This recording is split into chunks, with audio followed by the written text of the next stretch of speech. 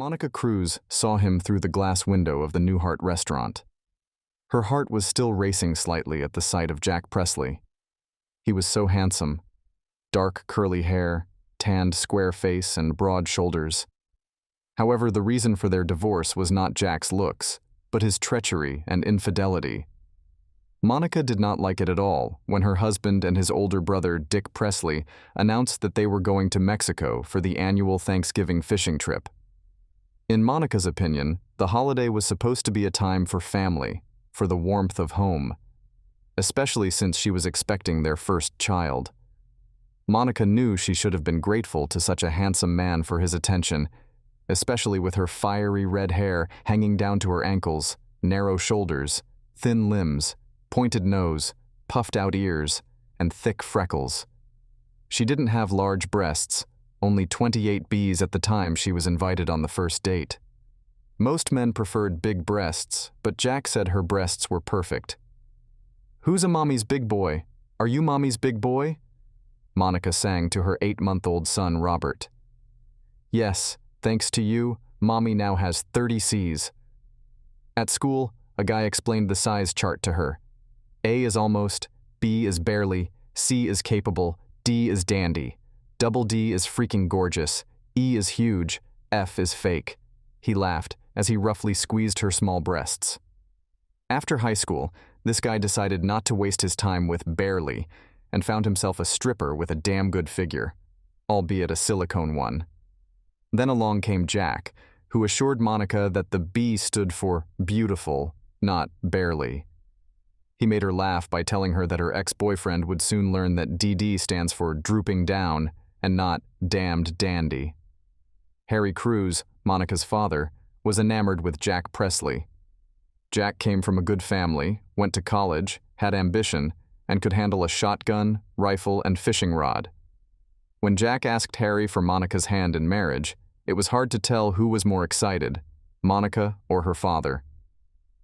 The wedding took place at St. Richard's Cathedral in Oakleaf, Texas, where Monica had been baptized 19 years earlier. On their wedding night, Monica didn't understand what people found in intimacy. It seemed uncomfortable, dirty, and ugly to her. Her new husband, however, seemed to enjoy it very much. He kept saying how beautiful she was, and how lucky he was that she had agreed to be his wife. Jack felt like the luckiest man in the world. By the time they got back from the cabin in the Smoky Mountains, where they had spent their honeymoon, Monica had changed her mind. She too had begun to enjoy the intimacy almost as much as Jack did. When they found out she had gotten pregnant on their honeymoon, Jack cried tears of joy. Their parents had thrown a backyard barbecue party that had lasted several hours. Now Monica sat in the car and watched Jack through the glass window of the Newhart restaurant.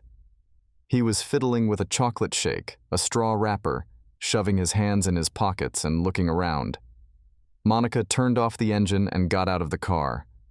She opened the back door and pulled her baby boy, a beautiful, wonderful, perfect boy, out of his car seat. He greeted his mom with a six-toothed smile. "Yes, he is," praised Monica. "You're mommy's big boy." She picked up Robert's diaper bag, slung it over her shoulder along with her leather purse, and made sure the car doors were securely locked. "Mother Mary, give me strength," Monica muttered as she turned and headed for the heavy doors of the family restaurant. Cheerful Christmas music played softly through the restaurant's loudspeaker. Paper snowflakes, bells, and reindeer were hung along the walls. To the left of the counter was a Christmas tree decorated with fake hamburgers, fries, and drinking glasses with curved straws. Monica smiled as she saw the scene. "Hey, hey, hey!" exclaimed Jack cheerfully, spotting the mother and child. It was the first time Jack had seen his son up close. Monica's mother called Charlize Presley, Jack's mother, to announce the birth of her grandson. Charlize relayed the news to Jack, who rushed to Collier Hospital in Lowridge, Texas. There, he saw his newborn son, Robert Cruz, through the glass window of the maternity ward for just a few moments. Now, standing in the Newhart restaurant, Monica saw Jack smiling for the first time since that week of Thanksgiving. Back then, Dick and Jack had been smiling as they kissed their brides goodbye before going on a week-long deep-sea fishing trip off the coast of Mexico. Monica and Victoria, Dick's wife, cried as they saw their husbands off. Then, as they walked to their cars, they discussed pregnancy advice and concerns. At first, Monica had a hard time accepting Victoria because she was African American. But as she got to know her better, Monica realized that they had more in common than differences. Both were staunch Catholics, believed in the importance of family, and loved peanut butter cups. "Chocolate and peanut butter, girlfriend. What more do you need?" Victoria said. "I know it's the right thing to do," Monica laughed. But that happiness crumbled shortly after they saw their husbands off. A few days later, Monica's father called her, and his anger was evident. "Get your ass to my office right now," Harry hissed. "Why? What's wrong?" Monica asked in a trembling voice. "Did something happen to Jack? Is he in danger?" "Just come here," Harry replied. Monica knew her father chewed tobacco with the end of his cigar in his mouth. He rarely lit them, but he chewed 2 or 3 every day. In her father's office, Monica met Donovan James. A thin young man with thick-lensed glasses introduced himself as Dr. Donovan James, ex-husband of Charlotte Torrent. "Who?" asked Monica politely, noticing the distress on Donovan's face. "Your husband's girlfriend," Harry muttered. "What?" Monica gasped, understanding nothing. The first picture showed an attractive blonde woman wrapping her arms around Jack's neck and kissing him on the lips. Monica recognized the shirt immediately. She remembered coaxing Jack to find something better. The loud Hawaiian shirt, in her opinion, just looked vulgar and tasteless. "You should see the one Dick bought," Jack grinned, cutting off the price tag. 100 times worse. But baby, it's tradition." In the next picture, Jack had his hand on Charlotte's buttocks. Jack's wedding ring was clearly visible as he hugged Charlotte's luscious ass. There were more pictures, but Monica didn't bother to look at them. She silently handed the stack to Donovan and looked at the crucifix hanging on the wall behind her father's head. "Yeah, they were in the lobby," Donovan said. "They got into the elevator and—" "Thank you, Dr. James," Monica said quietly. Then she burst forward and made it to the trash can in time to vomit. Her father made his way to the bathroom and brought a cool washcloth for her flushed face. Donovan wished the angry father and the suffering daughter well and left. He then crossed their names off his list and went to meet with Martin Myers, Victoria Presley's father. After meeting with Martin Myers and Victoria Presley, Donovan met with Charlotte Torrent's parents. They quietly apologized to the young man. The last step was to meet George and Charlize Presley, the parents of Jack and Dick Presley. None of the parents were particularly surprised when Monica and Victoria filed for divorce. Neither George nor Charlize supported their son's behavior. Harry and Faye, Monica's parents, went with her to the hospital when she went into labor. Since she was living with them again, it made sense. For almost 9 hours, she sweated, sobbed, grunted, whimpered, and prayed. With a final scream that made big, strong Harry Cruz sob, Monica gave birth to Robert Cruz. She didn't love Jack. More than that, Monica was sure she hated him, but he had given her the most perfect little red-haired boy she had ever seen. Now, looking at Jack's happy face, Monica prayed silently. Jack held out his arms to the cooing baby. "Can I hold him?" Jack asked with a tremor in his voice. "Sure," Monica replied reluctantly. "Hey boy, hey Robert," Jack cooed, addressing the subdued child. Jack laughed as Robert reached over and took Jack's nose in his hand. Robert looked around to make sure his mother was still there. She was sitting in the booth across from Jack and Robert. "Are you hungry? What do you want? There's burgers and hot dogs. You want anything?" Jack asked, trying to calm a somewhat fidgety Robert. No, I'm fine," Monica said, turning away from Jack. "Hey boy, hey, come on, huh?" Jack cooed to his son. "So, how are you? How are you doing? Fine, Monica stated emphatically. And you? Good, good. When they opened up the sewer system in Oakleaf County, I thought I was going to be out of a job, Jack said, struggling to deal with the rambunctious child. Oh boy, what's the matter? What's the matter? Give it here, Monica demanded. Oh, yeah, okay, Jack said, dejected. Here's the thing. Someone has a wet diaper, said Monica. Oh, hey, do you want me to change him? Jack volunteered. No, Monica said firmly. Jack watched Monica walk toward the restroom, holding their son in her left hand. When he had met her, she had been a beautiful young woman.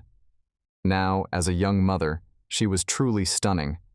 Having a baby had added a few extra pounds to her small buttocks and slightly widened her slender hips. A few minutes later, Monica returned. Her pretty face was still hard and tense as she approached the stall. I've been sending child support to your mom. Are you getting it? Jack asked. Yes, said Monica. Once again, Robert didn't last long. Jack tried to hold the baby in his arms, tried to talk to him, but he wasn't comfortable. He needed his mommy. I'm sorry, I guess he just doesn't know me, Jack said, feeling defeated. Yeah, okay, Monica said. For a few moments they sat in silence. Jack stared at his cup, at the straw wrapper that fluttered back and forth across the tabletop. The ceiling fan above their heads was blowing the wrapper back and forth a few millimeters across the table surface. I called you because I needed to meet you. Monica finally broke the silence. Yes, God, when did you call? I could almost have been knocked over with a feather, Jack said. By the way, gosh, I'm sorry to hear about Miss Fay. She's getting better. The physical therapy is helping. And no salt. Me, for crying out loud. In my time of the month? Need salt and there's none in the house, Monica admitted.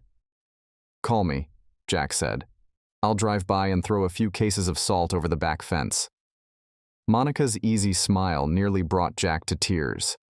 When her lips curved, she was truly gorgeous. Monica, I'm so sorry, Jack snorted. I just don't have any excuses. He wiped his eyes with the sleeve of his shirt. Monica turned and looked out the window, looking at her mother's car. She prayed again to the Blessed Virgin Mary for strength. Monica turned to face Jack again and reached into her purse. She rummaged in the bowels of the leather bag and pulled out a small baggie. I really don't want to do this, but Andrew is stalking me, Monica said with a strained voice. Andrew? Who's Andrew? Jack asked. So if you take this wand right here, this fuzzy part, Monica said, pointing to the swab inside the plastic bag. Just put it in your mouth and swipe it across the inside of your cheek. Ah? Jack asked, embarrassed. Then we can send all the samples to the lab. Look, it's no big deal. I'm pretty sure you're Robert's father, said Monica.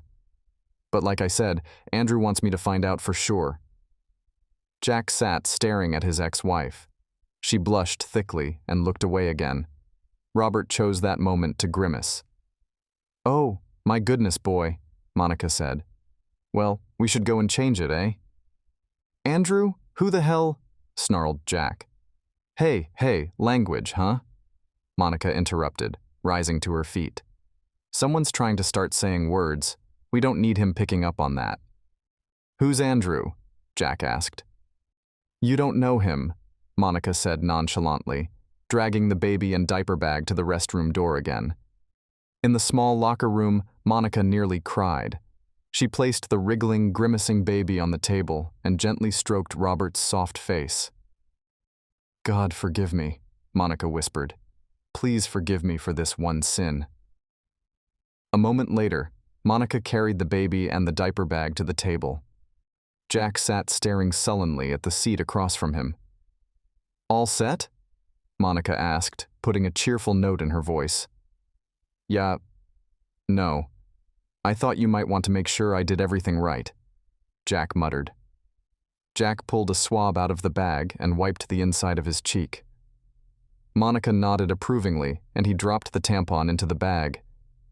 You'll let me know, won't you?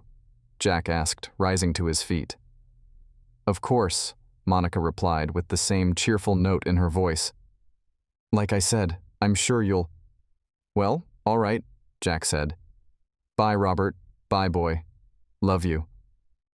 Monica watched Jack walk out of the restaurant. Through the window, she watched him get into the small car. She sat and watched until he wiped his eyes again with his shirt sleeve and then drove off. Okay, baby, if I don't get my fill of salt, I'm going to go crazy, Monica admitted and dragged the baby, diaper bag, and purse to the counter. How did it go? Harry asked as Monica walked into the house. Good, Monica whispered. Monica's heart snapped as she remembered Jack's confused, then angry, then resigned face. Her own eyes clouded over as she remembered Jack's shuffling gait as he left Newhart's. Can I get you a burger?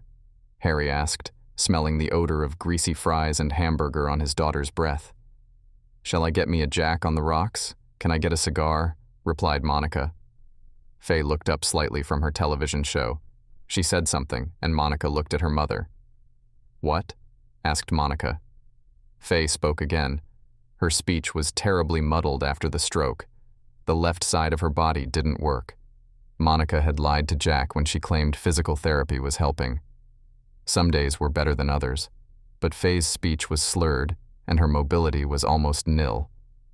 Father and daughter labored to help Faye walk, labored to bathe Faye, labored to feed Faye. Yes, Mother, I saw him, Monica said, recognizing the word Jack in Faye's grunt. I saw him today. Faye spoke again. Monica hesitated, then nodded her head. Yes, I let him hold Robert, she replied. Faye and Monica ignored Harry's angry snort. Harry walked out of the living room and headed for the kitchen. He could be heard slamming cupboard doors. Yeah, he looks good, Monica said to her mother. He seems very happy to see us. Faye smiled with the right side of her face. She wiped the left side of her face, though she felt no saliva. Then she spoke again. No, Mom, I don't, Monica said. Faye replied in an angry tone. Monica looked away. God, Mom, I don't know. Monica whined. Okay? I don't know. I'm praying about it, okay? Jesus, Faye. Remember what that boy did? Roared Harry from the threshold of the kitchen. With her right hand, Faye turned her body toward the kitchen. She grunted and gurgled, slapping the armrest of her chair to emphasize her point. There was nothing Christian about what he and his brother did, eh? Harry growled, wishing he had a cigar to chew on. Faye turned her face away. Monica shook her head and went to her room. After tucking Robert into his crib, she sat down on her bed, the same bed she had lain on as a child, then as a teenager, and finally, as an adult. She absent-mindedly rubbed the soft blanket with her fingers, remembering her dreams as a young girl. Dreams of a beautiful knight galloping and madly in love with her. Fairy tales suck, Monica Cruz said aloud. I'll write my own, Monica said. Where a knight rides up, makes his horse run over a beautiful princess, and then runs off with the bitch queen. What do you think? Do you think it will sell? You promised to love him in good times and bad, Monica reminded herself. Yeah, and he said, leaving everyone behind too, Monica replied as she took off her top. Monica's heart clenched as she remembered Jack's face, his confused, dejected expression. Stepping into the shower, she let the tears fall. Then she was angry with herself. Really? How many times are you going to cry over him, Monica Cruz? Monica angrily bellowed at herself. Ah? It's been, good God, over a year. Pray, Monica heard her mother's voice as she showered. Her mother's voice before the stroke had always been so gentle, yet strong. Faye listened, looking into Monica's eyes, listening as her daughter told her of her heartaches, joys, doubts. Then Faye gently but firmly gave advice. Blessed Mary, Mother of God, please pray for me, Monica pleaded and shut off the faucets. Robert tried to climb over the railing of his crib. He smiled cheekily at his mother as she playfully coddled him. You're getting big too fast, Monica told him as she smoothed a tuft of hair sticking up. In the morning, An epiphany came over Monica. Before she could talk herself out of it, she called Ms. Charlize. "Monica, hi, how's Faye doing?" Charlize asked. "Is Robert okay?" "Hello, Miss Charlize. I hope I'm not calling too early," Monica said, already realizing it was 6:48 in the morning. No, I'm sitting here reading the paper. Oh my God, I swear the world has gone mad," Charlize said. "John has the right idea. He reads the sports news, then the funny news, then the stock market news, and then he leaves the room. Miss Charlize, tell Jack he needs to be at Mass at 9:15 at St. Richard's Church," Monica said quickly, before her nerves gave way and Charlize Presley didn't have time to say anything else. "I will," Charlize promised. Monica finished talking and got Robert out of his crib. She fed him breakfast, cleaned him up, and then dressed him for church. "Now try to behave yourself while I get ready, okay?" Monica cooed, tucking him into his playpen. "Hey, Robbie, be as bad as you can," Harry said. "Daddy, why are you telling him that?" Monica laughed. "One thing I've learned about kids, learned from you. Tell them one thing, they'll do another, always." Harry smiled. "Oh, never mind," Monica said, heading back into the kitchen to make herself a bowl of oatmeal. The truth was that taking care of Faye was exhausting Harry and Monica to the max. They were constantly exhausted, and Robert was becoming more and more active. Monica was surprised and dismayed at the number of unremarkable compact cars in the parking lot of St. Richard's Cathedral. She couldn't remember what color Jack's car had been when he pulled out of the Newhart's parking lot. She found a parking space and got into the car. Praying silently, Monica dropped Robert out of the car and dragged the baby and diaper bag to the front doors of the church. She smiled and nodded at the people who greeted her. He was easy to see, and Monica's heart clenched again. Jack was Catholic, had gone through the rites of communion, confession. Monica remembered what it was called, and Jack had reaffirmed his faith. In the same church, they had performed the rites of holy matrimony, but Jack looked out of place, lost, as he sat squirming. "Hi," Monica said quietly, walking over to him. "Hey," said Jack, genuinely surprised. "I'm supposed to meet my mom here." "No, you were supposed to meet me here," Monica said, standing up resolutely to counter the hostile voices of her father and mother in her head. "Come on, we're going to the prayer room." Oh, all right," Jack said and rose to his feet. "You're in church, Jack," Monica said before she could stop herself. "You're not supposed to wear shorts in church anymore." "It was okay last time," Jack said, fudging. "We'll be in the prayer room. No one will see you," Monica agreed, leading him over to the mirrored wall. "Hi, Monica. How are you?" said Andrew Bro, rocking his 3-year-old daughter Angel on his lap, who was talking to her doll next to him. "Is that Andrew? Are you Andrew?" demanded Jack, clenching his fists. "It's Andrew," replied Monica firmly. "Are you going to act like a caveman? Then you can just leave, right now. Do you hear me?" "Sorry," said Jack, pulling himself together again. "How's Bailey?" asked Monica, smiling encouragingly at the young man. "Pissed at me," smiled Andrew. "So what's new?" Monica smiled. "Sit down," Monica ordered Jack, sitting him down on a small bench. When Jack sat down, Monica handed Robert to him. She then lowered her knee and stood to pray. "Oh, my sweet Jesus, please tell me I'm doing the right thing," Monica prayed fervently. "This Andrew, did he come here?" asked Jack as Monica made herself comfortable. "No," Monica hastened to say, fearing that Jack might misunderstand anyone he mistook for the unknown Andrew.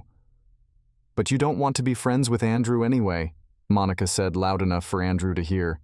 "He's a Saints fan." "He's a what?" said Jack, wrinkling his nose in horror. "Hey, Monica, blow in your ears," laughed Andrew, nudging his daughter. "Tell Ms. Monica that the Saints are the bomb." "Touchdown Saints," agreed Angel. While Robert was quiet, Jack held him in his arms. Monica pulled a few toys out of her diaper bag and smiled as she watched Jack entertain Robert with his Winnie the Pooh bear. From the small speakers came the voice of the deacon, reading out some announcements. Children's Christmas Mass will be held 7 days from today at 11 o'clock. There will be no 6 p.m. Mass on Christmas Day. The St. Richard's Choir will perform at the Midnight Mass on Christmas Eve, the 7 a.m. Mass, the 9:15 Mass, and the 11 a.m. Mass on Christmas Day. Monica watched Jack with an edge of her eye while the Mass was going on. She almost giggled. He was repeating her movements, clearly not having been to church in a long time. Robert began to squeal. An hour in church was too long for an 8-month-old baby. Monica found a bottle of juice, and Jack took it to feed her son, who was greedily drinking the juice. "Wow, boy, look at you. You've already left marks on that bottle," Jack said. "Now give each other the sign of Christ's peace," the deacon proclaimed. Jack wasn't sure what to do. Monica leaned over and kissed him gently on the cheek, then kissed her son on the top of his head. She waved to Andrew and the two mothers in the small room. "Peace," started Jack, but then turned away from Monica. "Mass is over. Go love and serve the Lord," the priest announced. "Thank God," Monica replied, and Jack repeated her words. "Oh, this trial. How long will it last?" asked Jack as Monica prepared to leave the room. "I don't know. A couple weeks, I guess. It's Christmas, Jack. Everyone's on vacation right now," Monica replied easily, carrying Robert out of the room. "Yeah, God, I know," Jack muttered to himself, hurrying after Monica out of the church. "Hey, can we go to Mother's Finest for brunch?" asked Jack, catching up with Monica. "Oh, no thanks," Monica declined. "Maybe some other time." "Can we talk?" asked Jack hopefully. "No, Jack, not right now. I don't think that's a good idea," replied Monica almost angrily. "Okay, yeah, bye, Robert.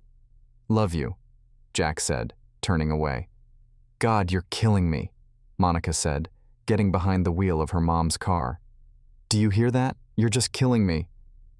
"Did he come?" Charlize Presley texted. "Yes, ma'am," Monica replied, thinking for a moment. "When are you going to learn how to write?" "John got me an iPhone for my birthday," Charlize replied, adding a cake and heart emoji. "Awesome." "Oh, there it is," exclaimed Monica and started the car. "And what's up with you?" asked Harry angrily as Monica and Robert entered the house. "Was that little bastard there?" Yes, but wait," Monica said as she ran into her mother's room. Mom, I have an idea." Faye's right arm was weak, but she still had some motor skills. Monica handed her iPhone to Faye and showed her how to text. "Gosh, it's so easy. Why didn't I think of that?" said Harry. "Maybe because you don't know how to text," Monica replied with a smile as Faye typed, "I love you," and then, "Tell Harry to go wash his mouth out with soap." Harry left the house and returned 49 minutes later with 2 brand new iPhones. He kissed his daughter happily and plugged Faye's new phone into the charger. "Here's my phone number," Harry said, showing Monica the number on the box of his phone. "Dad, did you just—" Monica started, but was already programming her number and her mother's number into his phone. "3 for Daddy," Monica said to her mother. "Unless you want 4 for Terrible, Harry."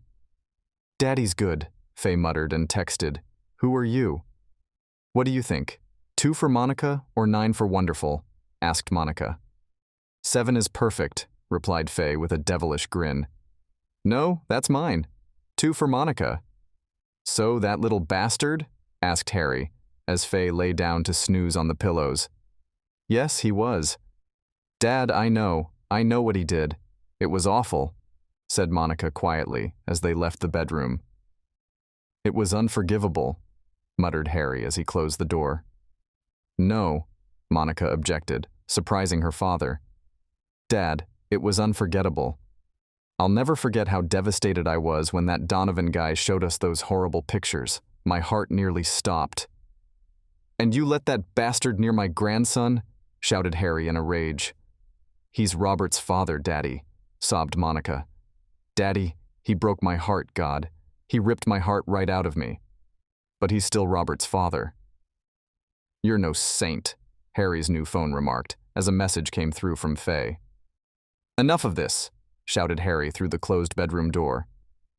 You're not a saint, Faye repeated. God sees you. Great idea, dear, complained Harry. Let's give her a chance to speak her mind at me.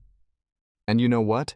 It was because I let that little bastard near my son that I got the idea, Monica said. Daddy, it's unforgettable, but it's not unforgivable. It isn't. I'll never forget what he did to me. But I have to forgive him for being weak, for being human. No man should do that to his wife, growled Harry, his face reddening with rage. Really? Faye texted. Enough, Faye, enough, shouted Harry through his wife's bedroom door.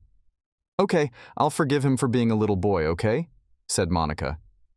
They're all little boys, answered Faye on Monica's phone. Ask Daddy about Trudy. Trudy?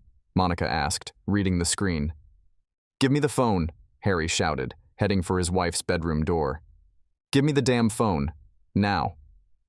At 5 o'clock, Harry knocked quietly on his daughter's door. Monica smiled thoughtfully as he looked around her bedroom, then nodded her head.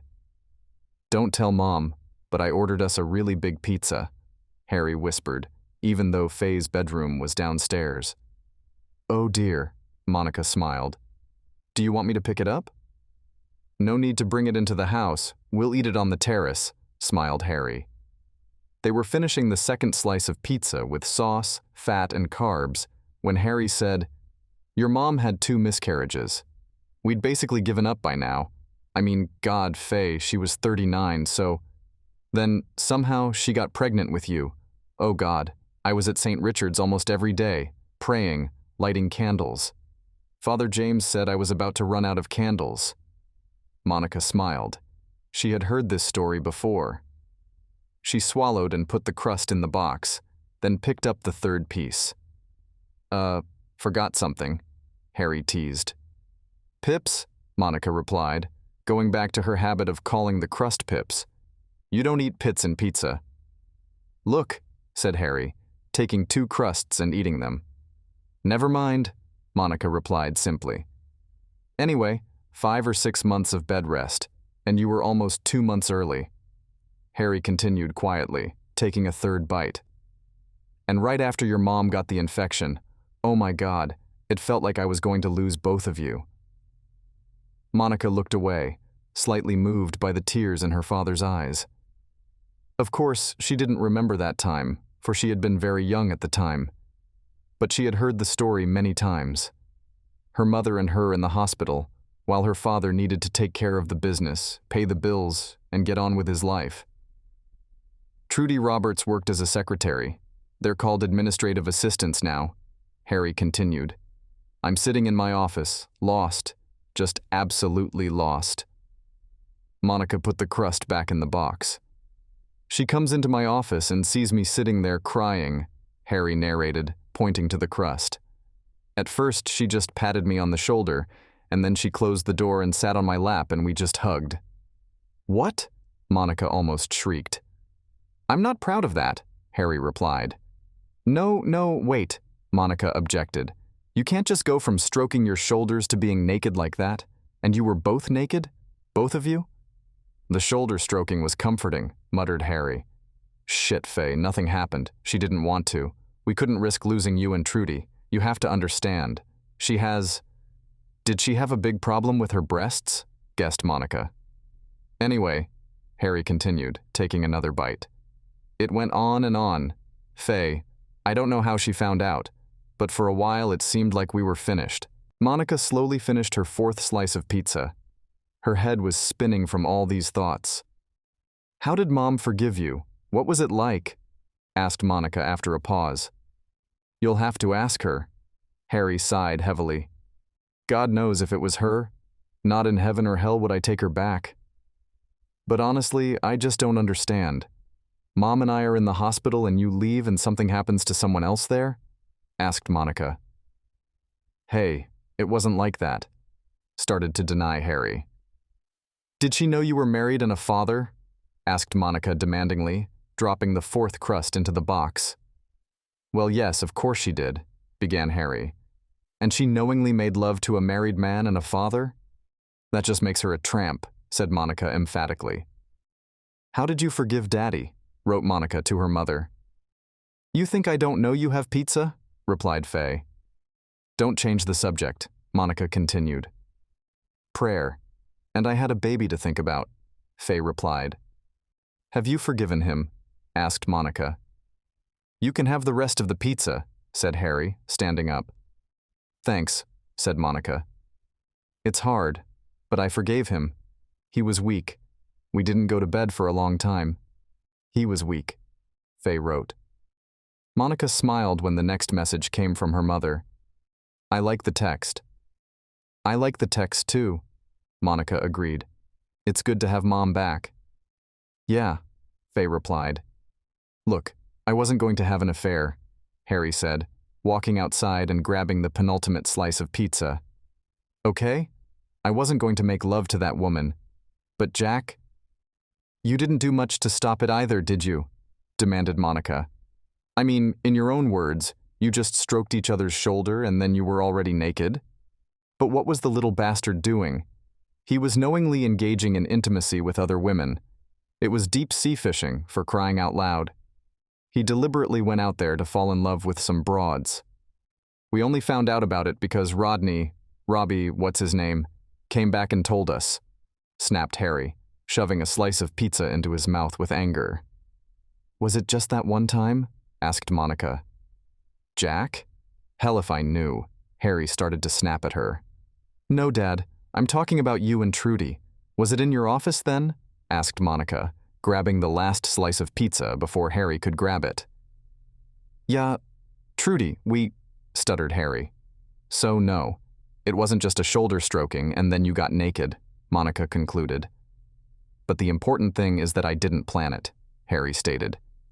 Dad, that's enough, Monica said. Excuses, excuses, excuses. Okay, maybe the first time she caught you in a very uncomfortable moment. But afterward? Monica tossed the crust into the box and walked out the gate into the backyard. She tossed the pizza box into the trash can and smiled. How many pizzas were delivered to the houses on their street? How many boxes had been tossed into trash cans, trying to destroy the trail? She knew 3 women on this block alone who claimed to follow a keto diet, but Monica was willing to bet they were sneaking pizza past their husbands and boyfriends.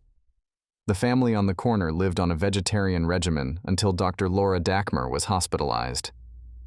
That's when their oldest daughter started swimming in bully burgers, and their 5 children splurged on hamburgers. I can smell pizza from you, Faye wrote. What, me? You're just making something up, Monica said with an innocent look. Monica Cruz, typed Faye diligently. Faye Cruz, Monica replied, smiling gloatingly. Faye grinned ear to ear. Monica giggled. Not fair, Faye wrote. Seriously, Mom, how did you handle it? Asked Monica, sitting down on her mother's bed. Not easy. Prayer. I went to Father James for advice, Faye muttered, then frowned. Wrong, Faye wrote. Counseling. I get it, Mom, Monica said. But have you forgiven him? Not easily, Faye repeated. For 3 years, every time he kisses me, I feel sick. Okay, Monica said as she left her mother's room. Hello, Miss Charlize, Monica said when Charlize Presley answered her call. Jack says Robert is really becoming a big boy, Charlize said, choking on her words. He says he's really... Miss Charlize, do you want to see him? Asked Monica. Oh my God, yes, exclaimed Charlize enthusiastically. I do. When? Where? How about we invite him over tomorrow night? Jack, what time does he usually get off work? Said Monica, feeling tears of joy fill her eyes at Charlize's delight. I'm not sure. Jack and Dick live. They don't come over anymore, stammered Charlize. Okay, I'll tell him we'll be there. What time is convenient for you? Asked Monica. For dinner? We can have Rosa make her tamales. You love it so much, suggested Charlize, worried. Oh, I love it, of course, agreed Monica. Monica nodded contentedly, ending the conversation. After Jack's betrayal, Monica had felt rage towards him and his family. She knew that neither John nor Charlize approved of Jack and Dickie's actions, but as parents, they had to be held responsible. "You're kidding, right?" snorted Harry when Monica told her parents about her call and dinner plans for the next night. "Robert has 2 pairs of grandparents," Monica said firmly. "You and them." "But what if he is there?" objected Harry. "Maybe." "Daddy, what if Mommy says you can't see me?" asked Monica. "Or Daddy or Mommy? What if they keep them away from me?" "You deserve it," agreed Faye. "Hush," Harry ordered his wife. "What's Christmas? In 6 days?" reminded Monica to her father. "Dad, Robert has every right to have his grandparents be a part of his life. It's not fair just because their son is a bastard." "I don't like the hell out of that at all," Harry muttered. "No one's saying you have to like it," Faye muttered. Faye typed, "I love you," on Monica's cell phone. "Me too," Monica smiled, and Faye half smiled back. In the morning, Harry reiterated his displeasure with Monica's plans. Monica kissed him gently on the cheek and reminded him that it wasn't about him. It wasn't even about her. It was about what was best for Robert. Mom could have a stroke at any moment, Monica thought, afraid to say it out loud. And as she looked at her father, graying and looking more hunched over every day, Monica wondered how much longer he would live by her side and Robert's side. Lifting Robert from his chair, she patted her father on the shoulder. "It's not just about him. It's about what's best for my son. Yes, he's your grandson, but he's my son," Monica said, turning to leave the kitchen. "When did you suddenly become such an adult?" barked Harry. "I don't know, Dad," replied Monica seriously. "Perhaps from praying so much." "It was the right thing to do," wrote Faye. As they pulled up to the Presleys' house, Monica saw Jack's little car already parked in the driveway. Parking next to it, she smiled. Before Robert could even get out of the car seat, Ms. Charlize had already jumped out of the house, sobbing happily and holding out her arms to the baby.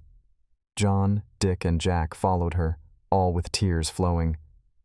"My goodness, how big you are, baby," muttered Charlize, startling the baby. "Calm down, woman, you're scaring the boy," gasped John and hugged Monica tightly. "Hello, sweetheart. It's so good to see you." Hi, how are you?" smiled Dick, Jack's older brother, through his tears. "I'm fine," said Monica, wiping away the freely flowing tears. "Miss Monica, how are you?" smiled Rosa, Presley's housekeeper, as the group finally entered the house. "Miss Rosa, hello," smiled Monica and hugged the plump woman. "I'm very happy to see you," smiled the woman happily. "Thank you." Monica smiled and headed into the living room where Charlize, John, Jack, and Dick were already standing around a confused Robert. It was a real mess. Everyone was trying to talk at the same time. Charlize wouldn't let Robert go, and John had to calm the boy himself, who was sitting on his grandmother's lap. "I was at Thompson's Mall," said Monica, pulling a large folder out of Robert's bag. "Is there an image perfection studio there?" Charlize and John had tears in their eyes as they looked at the pictures of Robert at 1 month old, 3 months old, 6 months old. While they looked at the pictures, Jack and Dick were able to take turns stroking Robert's head and talking to him. "I want copies of these pictures," insisted Charlize. "Miss Charlize, these are yours," said Monica. Oh my God, oh honey," Charlize burst into tears again. This is... "Oh, you," gasped John, looking at the pictures. Well, he's a handsome guy for sure." "What? Why?" started Jack, but his expression immediately changed. Monica felt her stomach churn with excitement as the meaning of Jack's words reached her. She touched his arm quietly. He looked up at her, his eyes filling with tears again. "He's here. Calm down, Jack," Monica soothed him. "He's yours." "Dinner is ready," Rosa announced. "Ms. Rosa, may I have a small bowl?" asked Monica. "I brought some applesauce for Robert and..."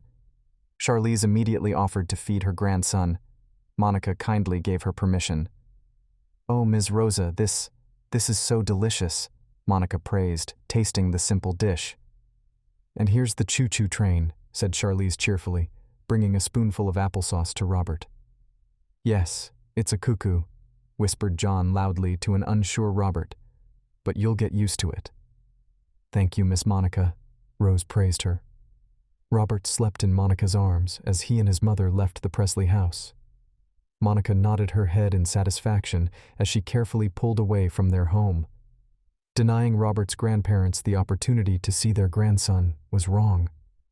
Coming here tonight was the right and humane thing to do. "How was it?" asked Harry, as a tired but happy Monica entered the house. "Dad, it was the right thing to do," said Monica. "His grandparents were... Oh my God, I can't even put it into words." "Was the little bastard there?" growled Harry. "Yes, and Robert's grandparents were there." Monica brushed off Harry's question. "And his grandparents, they're just... Dad, they love their grandson." "But they..." began Harry bitterly.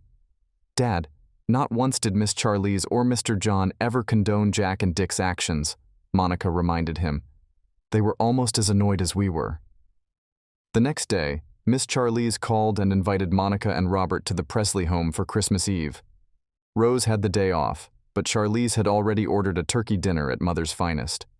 Harry only nodded his head in agreement when Monica asked him to take care of Robert while she did some last-minute Christmas shopping.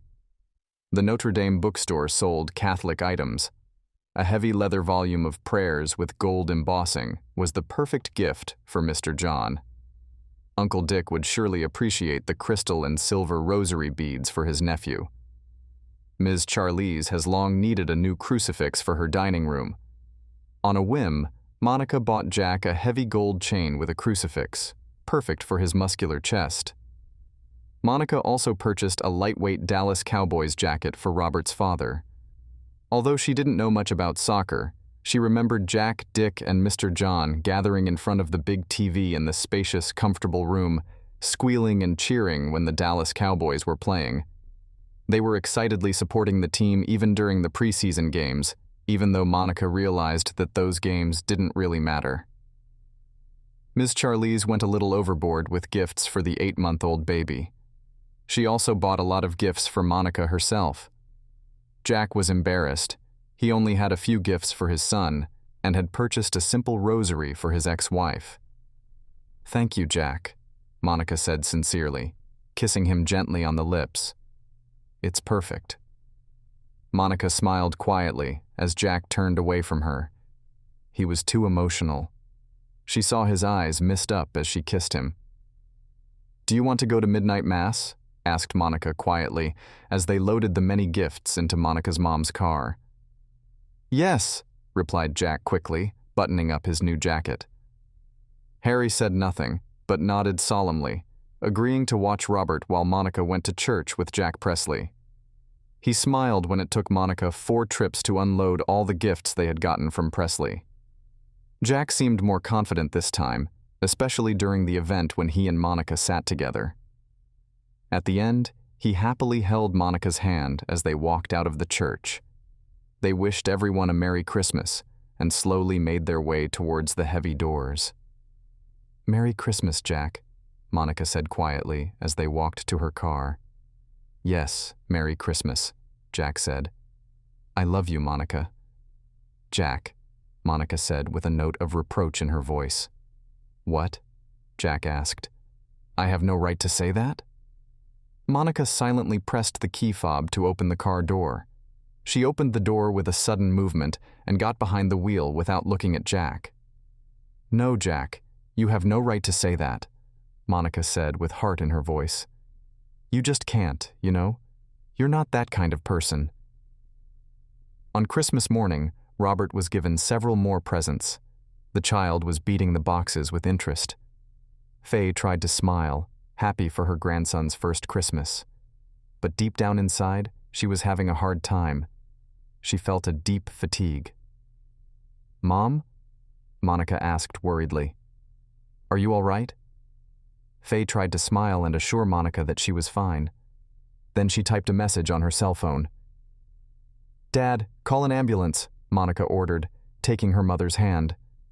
The memorial service was held in a heavy atmosphere. Most of those in attendance expressed their condolences to Monica and Harry, stating that Faye was now in a better place. John and Charlize Presley quietly expressed their sincere condolences, which Harry peacefully accepted. When Jack tried to offer his condolences, Harry growled, "Go to hell, you bastard." "Thank you, Jack," Monica said, placing her hand affectionately on his arm. "Thank you for coming." "Miss Fay has always been very kind to me," Jack said, still hurt by Harry's rejection. "But Jack, please don't come to the funeral," Monica asked quietly. "Please, just don't come." Jack nodded silently in agreement. Taking a rosary from his pocket, he silently prayed for his former mother-in-law's soul. Then, after shaking his father's hand and kissing his mother's cheek, Jack Presley left St. Richard's. That evening, Monica sent one last message to her mother on her cell phone. "I love you," Monica wrote before lying on her bed and crying herself to sleep. On the second Sunday in January, Monica walked into the crying room at St. Richard's Church. She smiled in response to a greeting from Bailey Bro, Andrew Bro's wife, then looked at Jack Presley in surprise. "Hi, how are you?" Jack smiled uncertainly. "Hi," Monica replied and sat down next to him. She handed Robert to Jack and knelt down to pray. By now Robert knew who Jack was and showed no concern when he was handed over to the man. After Mass, Monica declined Jack's offer to dine at Mother's Finest. She led him to the benches in the small park next to St. Richard's Cathedral. Someone had fashioned thick logs and split them to make a seat and backrest. Monica had always admired the simplicity of the construction and the skill with which it was done. Running her hand over the polished seat, Monica sat down. She seated Robert to her right. There was no room on the left side, so Jack sat to Robert's right. That DNA test, got it back?" asked Jack slowly. "Oh no, Monica replied, hesitating. "How long do they take?" asked Jack, looking down at his feet, at the trees to his right, at the little swing and roundabout. "Let me ask you something," Monica said, taking a breath of air. "When you found out about my cheating, how did you feel? How did it make you feel?" "You've got to be kidding," Jack muttered angrily. "I mean, really? Yeah, you? You didn't even give me... We were supposed to wait until we were married, and then this Jack showed up, and who the hell is Jack?" Monica didn't rebuke Jack for his words. Robert busied himself playing with a plastic piglet figure. She watched Jack's face as he tried to contain his anger. "That hurt, didn't it?" asked Monica quietly. "Damn right it hurt," Jack agreed, and his eyes filled with tears. "When I saw those pictures of you and Charlotte," Monica continued quietly, bending down to pick up the piglet figurine that Robert had thrown on the ground. "My heart, I honestly thought it would stop beating. Jack, I was torn. Yeah, Monica, Jack began stammering, staring at his feet, the trees and the playground equipment again. "Let's not," Monica said, her voice sounding firm. "And what about you and Andrew?" said Jack. "What about him? What about that?" "Jack, do you really want to believe I can do this?" asked Monica. "Honestly, I don't know myself," cried Jack, chagrined. "Jack, the only Jack I know is Jack Daniels," said Monica. "Oh, and of course Jack Prescott, the quarterback." "You know him?" asked Jack stupidly. "I know of him," Monica smiled, shaking her head in response to Jack's silly question. She reached out and placed her hand on Andrew's shoulder. Andrew looked up at her, studying her freckled face. "There's no DNA test, Andrew," Monica said. "I've only been with one man, with my husband." Andrew put his head down in his arms and cried. Monica rubbed his back as he sobbed. Then she pulled from her purse a folded handkerchief with the initials MP in the corner to wipe his eyes. "I'll give this back to you," Andrew promised, wiping himself. "Why? It's yours," Monica said. "I ordered a box so you'll always have it on hand. You deserve the best. And this was supposed to be our first Christmas together, but..." "Damn it, Jack. How could you do this to me? How?" I... began Jack. "I don't want to hear it," Monica screamed, jumping to her feet. Yeah. Jack tried to say something, but Monica hit him again. Her small fist went into his chest above his heart. She kept hitting him until she burst into tears. Jack cried too and hugged her hard. I hate you, Monica sobbed. I loved you so much. I did everything for you. How could you? With a final gasp, Monica pushed Jack away and lifted Robert into her arms. She threw her bag on her shoulder and headed resolutely away. As she approached the car, Monica looked back at Jack, who was sitting on the bench, staring at the ground. She drove carefully out of the parking lot, glancing at her watch. Others were already arriving for the 11 o'clock mass. Monica, I just can't, Harry said as she entered the house, carrying Robert in her arms. What are you talking about? Asked Monica, setting Robert down in his playpen. You know Bear is after me, wants to sell me, said Harry. And I'm sitting here just thinking with dread about having to go to work one more day. And then what? Asked Monica, looking at her father. Caring for his wife had kept him busy. His wife's death had devastated him greatly. Other than to eat, sleep, or go to work, Harry rarely got up from his well-worn chair. About a year before you were born, I went deep sea fishing off the coast of Florida, Harry muttered. Told myself I'd go back someday. Well, now's as good a time as any. And pretty girls in tiny bikinis won't have anything to do with it, will they? Teased Monica, pulling a microwavable dish out of the freezer.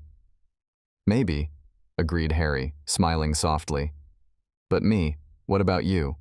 What about Robert? I guess I should probably start thinking about getting my own place and getting a job, Monica said seriously, looking around the house. You don't have to worry about that right now, Harry said, leaning over and taking a fidgety Robert out of his playpen. Just focus on taking care of this big boy. Who's a big boy pawpaw, huh? Who's a big boy? On Tuesday, Monica took Robert to Image Perfect. He was 9 months old. The rather effeminate man squealed with delight when Monica doubled the order. Each photo beyond the standard set made a net profit. On Sunday, Andrew, Angel, and JJ greeted Monica and Robert as they entered the crying room. Monica smiled when Andrew informed her that Bailey was mad at him again. I'm sure you deserve it, Monica said as she sat down in her seat. How can you say that? Asked Andrew with a laugh. You don't even know what she's mad at. Whatever, Monica smiled, and then looked toward the door as Jack entered the room. Hey, after you left, I saw that Robert dropped this, Jack said, pulling a piglet figurine out of his jacket pocket. Oh, I wondered where it went, said Monica, taking the figurine from Jack's hands. Mom and Dad are sitting over there, said Jack, pointing to where John and Charlize Presley were sitting. And then we're all going to Mother's Finest for their brunch. Look, Robert, look, it's Piglet, exclaimed Monica, turning to Robert. They'd like you to join us, added Jack. All right, agreed Monica. If Miss Charlize and Mr. John were there, she wouldn't have to face Jack alone, and it would create a warm family restaurant atmosphere with someone else to help her woo Robert. Monica pulled out her cell phone and texted her father to let him know where she would be after church. Okay, Harry replied. Monica smiled. Her father had learned how to send emoji. He sent her a red heart along with an okay. When the deacon called for everyone to give each other the peace sign, Monica turned and kissed Jack on the cheek. Then she slapped his chest. Peace be with you, she said. But I still hate you. Peace be with you too, Jack replied and kissed her cheek. But not as much as I hate myself. You underestimate how much I hate you, she said, and kissed him on the lips. Eventually, Ronnie Bear of Bear Lumber and Harry did agree to sell 70% of the company to Harry. Monica learned that as her mother's beneficiary, she owned the remaining 30%. This gave her a seat on the board of directors. Ronnie generously offered Monica a seat on the board of directors of Bear Lumber. Immersing herself in studying the mission statements and bylaws of both companies, Monica felt her head spinning from the verbose texts. She also had to make sense of the numbers by studying the balance sheets that Ronnie Bear had sent. Harry's first day of retirement caused Monica to burst out laughing when he arrived for breakfast, wearing khaki shorts, a bright Hawaiian shirt, black socks, and sandals. He grinned happily as he demonstrated to Monica that he had learned how to search for information online on his phone. "And here, right here in Bender, Florida? Captain Brent's shark hunt," Harry said. "Show them your socks, they're sure to attack," Monica teased. "I'd hate to leave it all on you," Harry admitted, dragging the suitcase to her car. "Daddy, it's fine," Monica assured him. "Ms. White is helping me with the sale. We're going to be fine." "Thank you," Harry said sincerely. "It's just, God, I still can't go into that room." "I know," Monica said. "It's really hard for me too, but St. Joseph's Charity is sending a brigade. I've already packed up all her pictures and things." "Try not to get eaten by sharks," Monica said as she pulled up to Judge Roberts Airport. "Back to you again," Harry said. "What if I find a place?" "Send me the address and I'll ship that ugly chair," Monica said, hugging him tightly. "Be careful." "You too," Harry said. "Be careful." Packing up the house was no easy task, but Monica surprised herself when she methodically set about the task. In less than a week, she had managed to get everything ready for storage or gifting. "Too bad furniture can't talk," the toothless man from St. Joseph's Charitable Foundation exclaimed cheerfully as he picked up a box. "What do you mean?" asked Monica, smiling a genuine smile at the old man's weathered face. "This chair? I bet there are some stories in that chair," said Buzzy. Monica stared at her father's ugly old chair. A smile mixed with tears when she thought of the nights her father sat in that chair, holding his infant daughter in his arms and marveling at her delicate features. When she was sick, her father would sit in that chair, holding her in his arms and singing to her, quite out of tune. He sat in that chair, contemplating making a business deal or letting go of an employee who was ripping off the company,